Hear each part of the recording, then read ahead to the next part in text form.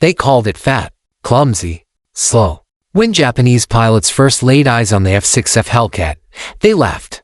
Compared to the sleek, agile Mitsubishi Zero, the pride of the Imperial Japanese Navy, the Hellcat looked like a flying barn door. It was heavy, overbuilt, and lacked the elegant maneuverability that had made the Zero a legend. And for a while, it seemed like the Americans were just throwing steel at the sky. If you enjoyed this breakdown, don't forget to like, subscribe, and drop a comment. Your feedback helps shape what we cover next, and you being here keeps the conversation going. Thanks for watching. See you in the next one. Hoping something would stick. Then came the kill ratios. The 19-to-1 kill ratio, to be specific. That wasn't a typo. For every Hellcat shot down, 19 Japanese planes were obliterated. Suddenly, the laughing stopped.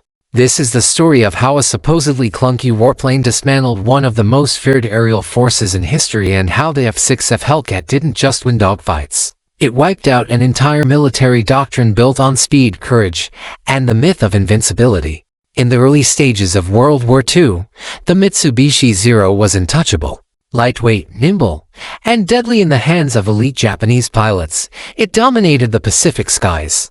American flyers, outmatched and undertrained, were routinely cut down. The Zero was engineered with one clear philosophy: agility above all else. But that philosophy came at a cost.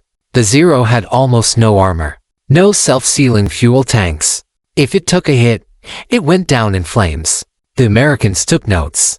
And while early war aircraft like the Wildcat struggled to keep up, the U.S. Navy and Grumman aircraft were already working on something else, something that didn't need to turn tighter or fly prettier. It just needed to survive and kill. Enter the F6F Hellcat. On paper, it wasn't glamorous.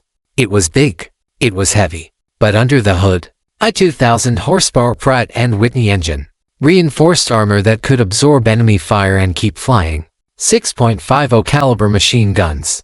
And most importantly, the Hellcat was built with tactics in mind, specifically energy fighting. Unlike the Zero, which relied on tight turns and quick reflexes, the Hellcat used vertical maneuvers, diving attacks, and superior firepower to dominate from above. And it wasn't just the aircraft that evolved. The entire American approach to warfare was shifting. Pilots weren't just thrown into combat based on natural talent or Bushido-style bravado. They were trained extensively, systematically, and with precision. The U.S. understood that no amount of courage could overcome outdated tactics and inferior equipment. So they adapted, fast. Meanwhile, Japan stuck with tradition. The Bushido Code romanticized personal valor and one-on-one dogfights.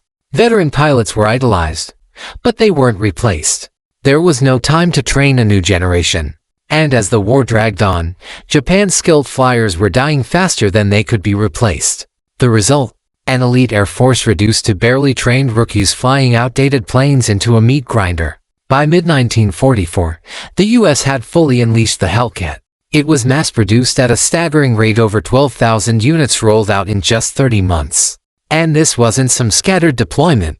The Hellcat was everywhere, backed by radar-equipped ships, coordinated squadrons, and robust communication networks. The Americans weren't playing checkers anymore. They were playing three-dimensional chess, and Japan was still stuck in the opening moves. Then came the Mariana Turkey Shoot. In June 1944, the Battle of the Philippine Sea became one of the most lopsided aerial engagements in history. Japan launched over 300 aircraft. The U.S. Hellcats, flying in tight formations and guided by radar, intercepted the waves with brutal efficiency. Over 250 Japanese planes were shot down. The Hellcats were so dominant that pilots began calling it a turkey shoot, because that's exactly what it felt like. Japanese command was stunned. Their best pilots were gone. Their replacements barely knew how to land, let alone survive a coordinated Hellcat ambush. It was like sending paper kites into a hurricane. And it didn't stop there. At the Battle of Leyte Gulf, the largest naval battle of the war, Hellcats continued to clear the skies with machine-like precision. Japanese aviation was already on life support, and Leyte Gulf pulled the plug. It wasn't just about the planes. It was about philosophy. Japan clung to the idea that honor and individual skill could win wars. But the Americans knew better. They industrialized victory. They built a war machine powered by logistics, numbers, and relentless pragmatism. While Japanese pilots were still being taught to duel like samurai, American squadrons were executing complex, radar-guided attacks with cold efficiency. The Zero was still dangerous under the right conditions. It could outrun almost anything in the sky. But conditions don't win wars. Systems do.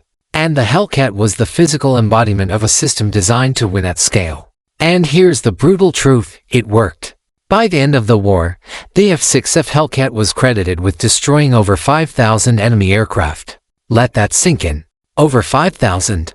It accounted for more than half of all aerial kills by the US Navy. The Zero, a relic, outclassed, outnumbered, and eventually, out of the sky. Japanese aviation never recovered. The pilot training pipeline collapsed. With fewer hours in the air and barely any combat preparation, new Japanese aviators were sent into missions they couldn't survive. Meanwhile, Hellcat pilots were flying with full tactical support, radar guidance, and the comfort of knowing they were backed by an unbeatable industrial engine. It wasn't just about which plane could turn tighter. It was about who controlled the battlefield before the enemy even arrived. The Hellcat wasn't sexy. It wasn't elegant. But it was deadly, and it was everywhere. In a matter of months, it turned the skies of the Pacific into a no-fly zone for the once feared Zero. It proved that wars aren't won by acrobatics or ego. They're won by who can build better, train smarter, and hit harder. And maybe that's the biggest lesson here. While Japan fought for tradition, the US fought for control. While Japanese pilots were locked into a doctrine of personal sacrifice, American pilots were taught to survive, to outmaneuver, and to win without apology. The Hellcat didn't just kill the Zero. It killed the idea that honor alone could hold back the tide of technological change. When the war ended, veteran pilots on both sides had to reckon with a new reality. The romantic dogfight was over. The age of systematic, radar-guided, industrial warfare had arrived. And the F6F Hellcat. It wasn't just a tool of destruction, it was the symbol of that transformation. If there's anything the story of the Hellcat teaches us, it's that adaptability wins. That industrial might can crush ideology. And that even the most feared legends like the Zero can be made obsolete by the cold, hard march of progress. So next time you hear someone talk about old-school heroism versus modern systems, just remember the Hellcat. The plane that was mocked, underestimated, and then rewrote the rulebook on aerial dominance. If you found this story wild, tragic, or just brutally fascinating, don't forget to like, comment, and hit that subscribe button. What other forgotten machines or underrated war stories should we dig into next? Let us know, we've got plenty more where this came from. There's a reason pilots who flew the Hellcat didn't just respect it, they trusted it. When you strapped into that cockpit and took off from the deck of a carrier, you knew the Hellcat could take punishment. You knew it could bring you home.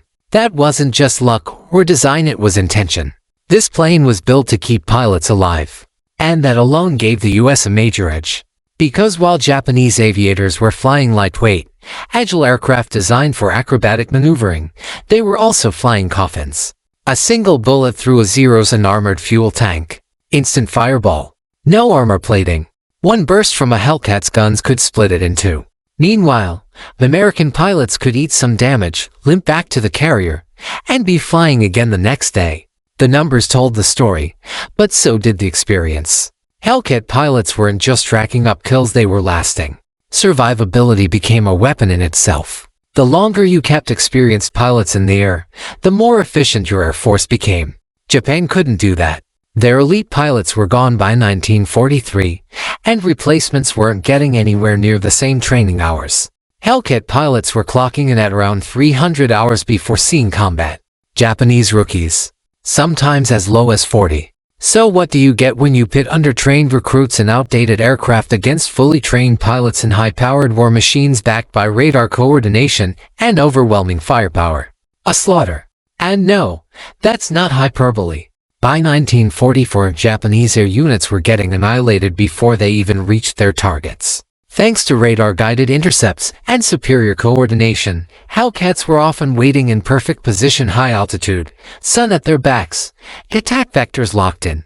Dogfights weren't happening on instinct anymore. They were happening on a plan. That was the difference.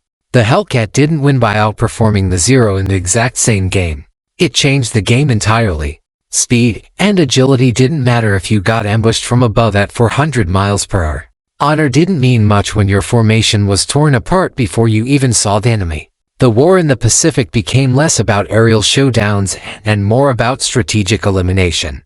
The Hellcat was the enforcer. And nowhere was this shift more obvious than during the so-called Marianas Turkey shoot. You've heard the name before. It's almost too ridiculous to be real. But it was real. In June 1944, the Battle of the Philippine Sea saw the Japanese throw everything they had into one last major air assault. Over 300 aircraft were launched. They didn't stand a chance. Hellcats, backed by radar operators and flying with surgical precision, picked them off in droves. By the end of the day, over 250 Japanese aircraft were destroyed. The Americans lost around 29. It was the beginning of the end for Japanese naval aviation. Not only had they lost most of their remaining aircraft, they lost the last of their experienced combat pilots. From that point forward, Japan couldn't replace them. There was no pipeline, no reserve. What remained of their aviation force was hollow. It's one of the more brutal but overlooked truths of the war. Once the skill drain started, there was no recovery. The Zero still looked fast, still sounded deadly, but it was an empty shell of its former self. And what filled the sky in its place? Rows and rows of Hellcats, built faster, flown smarter, maintained better. They came in waves, launched from carriers that seemed to materialize across the Pacific like floating factories of war. Each one carrying squadrons trained not just to shoot but to outthink, outmaneuver, and outlast. And with radar now fully integrated into naval operations, the US didn't need to guess anymore. They knew when the enemy was coming. They had interception vectors, squadron coordination, and a disciplined tactical framework. This wasn't Top Gun. It was chess played with afterburners and .50 caliber teeth. Japan's philosophy, steeped in Bushido the warrior's path, relied heavily on the idea that a skilled pilot in a superior position could overcome almost any disadvantage. And early in the war, that was true. The Zero dominated unprepared American forces. It could turn on a dime, climb like a rocket, and dance circles around sluggish wildcats. But the war evolved, and Japan didn't. The US embraced change with almost ruthless efficiency, and nowhere was that more obvious than in the production lines. Grumman's Long Island facility earned the nickname the Iron Works because of its relentless output. Over 12,000 Hellcats rolled off the lines in less than 3 years. That number is staggering. But what's even more insane is how well the design held up. The Hellcat didn't need endless modifications. It worked. Right out of the gate. That's the power of industrial warfare. Build something that works, build it fast, and build a lot of it. By contrast, Japan couldn't keep up. Material shortages, bombings, and logistical chaos crippled their ability to innovate. The Zero was supposed to be upgraded, replaced even. But time ran out. The war machine sputtered. The skies turned hostile. And in that hostile sky, the Hellcat didn't just survive, it dominated. Let's talk kill ratios again. 19-1. That number wasn't an outlier. It was a consequence. A result of the system the US put in place. From mass pilot training programs to advanced flight tactics, from radar coordination to carrier-based air dominance, everything was designed to work together. And at the center of it all was the Hellcat. Reliable, deadly, undefeated. It's worth pausing here to consider how radically this changed the perception of what it meant to win a dogfight. In earlier wars, it was all about individual heroism. The lone ace, the death-defying duel. But in the Pacific, the Hellcat crushed that ideal. Victory wasn't personal anymore. It was systemic. It was produced, not performed. And maybe that's why it hit so hard. The Zero wasn't just an aircraft, it was a symbol. A sleek, fast, glorified testament to Japan's martial pride. When it fell, so did a worldview. One that believed honor could beat organization. That courage could outrun technology. But the Hellcat didn't care about any of that. It just did its job. And when the smoke cleared over the Pacific, Japan's naval air force was gone. Not weakened. Not battered. Gone. The Hellcat wasn't the only reason. But it was the face of the transformation. The aircraft that symbolized the US Navy's shift from desperate defense to overwhelming offense. The tool that flipped the narrative. From running scared to running the show. So yes, Japanese pilots laughed at it at first. They saw a brick with wings. But by the end, They weren't laughing. They were gone. The F6F Hellcat didn't just beat the Zero. It exposed the weakness in a strategy built on outdated assumptions. It buried the myth of the lone warrior and replaced it with something colder, harder and far more effective. Technology, industry, tactics, and sheer output won the air war in the Pacific. The Hellcat was just the sharp end of the spear. But what a spear it was.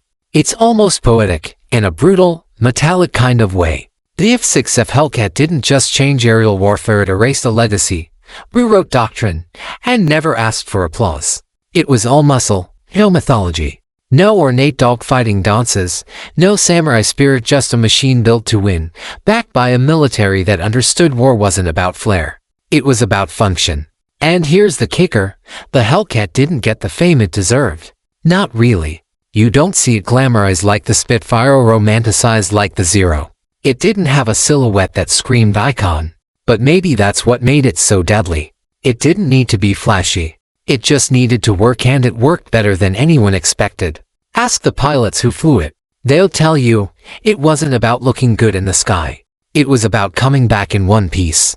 Time after time. Mission after mission. That kind of reliability isn't sexy, but it's what won the war. The Hellcat gave American pilots something the Zero couldn't: a margin for error. If you got hit, you could still survive. If you made a mistake, the Hellcat might save you. It didn't just shoot down planes. It saved lives. That's why veterans spoke of it with respect bordering on reverence. Not because it made them heroes, but because it kept them from becoming martyrs. Meanwhile, Japanese pilots were being asked to die. Literally.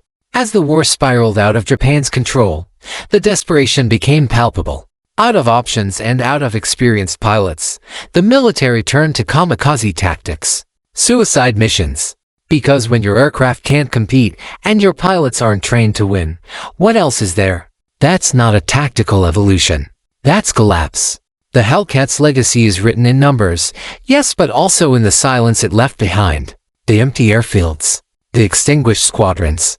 The tactical manuals tossed into the sea, irrelevant against radar, formations, and high-speed kill runs. The Zero wasn't just defeated, it was outdated, like trying to win a smartphone war with a rotary dial. And yet, there's something undeniably sobering about it all. The Zero represented a certain kind of warfare. Romantic, daring, personal. It was the war movie fantasy, the ace pilot with a scarf, flipping through clouds, chasing honor. The Hellcat said goodbye to all that. It ushered in the era of systematized combat, where wins came from coordinated attacks and logistic spreadsheets, not individual bravado. It was the beginning of modern warfare. Look at any air force today, and you'll see Hellcat DNA in it. Not the plane itself, but the mindset. The shift away from individualistic heroism toward collective dominance through planning, production, and precision. It started in the Pacific, in those brutal years between 1943 and 1945, with the Hellcat soaring overhead and the Zero spiraling downward. And for all the technical specs, kill counts, and industrial marvels involved, the story still boils down to one unshakable truth: Japan underestimated the Hellcat. They laughed at it. And that laughter cost them the skies. Because by the time they realized what the Americans had built, it was too late. The factories were humming, the squadrons were flying in perfect coordination, and the Hellcats were cutting through formation after formation like a buzzsaw through bamboo. The Zero had ruled the skies, until it didn't.